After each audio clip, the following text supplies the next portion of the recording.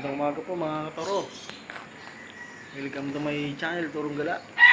Dito naman po tayo ulit sa ating trabaho sa Quezon. Ito na po at kahapon po ay hindi na po tayo nakapag-video. Nalagyan na po natin siya ng laming. Ayan po.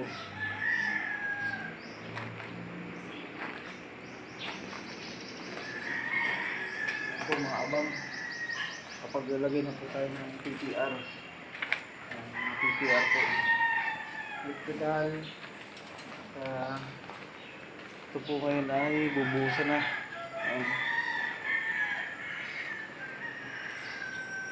Bubuhusan na po natin. Napapasok na po natin yung ito pong mixer ay galing sa taas.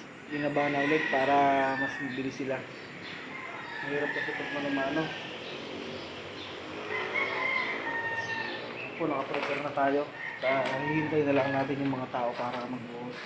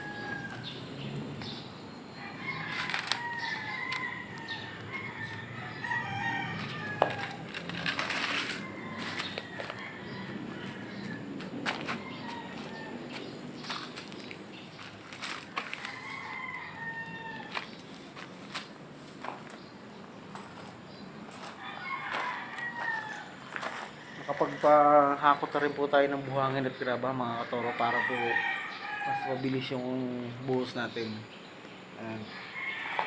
Hinihintay na lang po yung mga tao para mag-umpisa po. Isa pong palang umaga sa ating lahat. Kumusta po kayo mga katoro?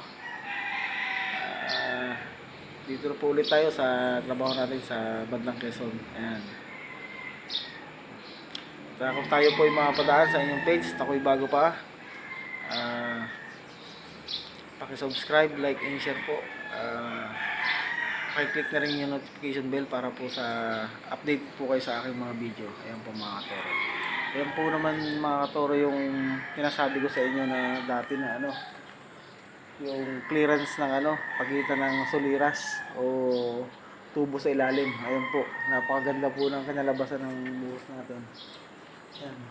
Yan po yung pagitan natin na 30 by 30 yung mismong salo ng forma. Yan po, tignan po yung mga katoro, mga kaibigan, para po kung sakaling kayo magpapabahay o papa-slab, meron po kayong kunting idea pagdating sa slab. Yan po mga kaibigan, napakaganda po ng buhos. Perfect na perfect po yung buhos. Yan po yung clearance niya, yung 30.30 yung salo natin. Yan po ninyo mga katoro. Napakakinis po ng ilalim yan. Para po sure kayo na hindi lulubo yung pinulik na inyong ilagay. Ayan. Yan po ay yung pag-share ko lamang, sinishare ko lang sa inyo yung tamang pagitan ng salo ng forma para naman po maganda yung pinalabasan ng buhos sakaling kayo magpapa-slab. Ayan. Napakaganda po ng kinalabasan. Kinis na kinis po siya. Ayan.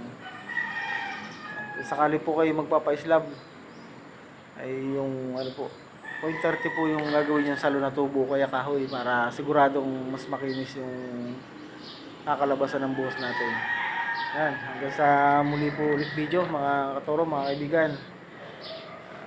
Isang magandang araw po ulit sa inyo at Kumusta po?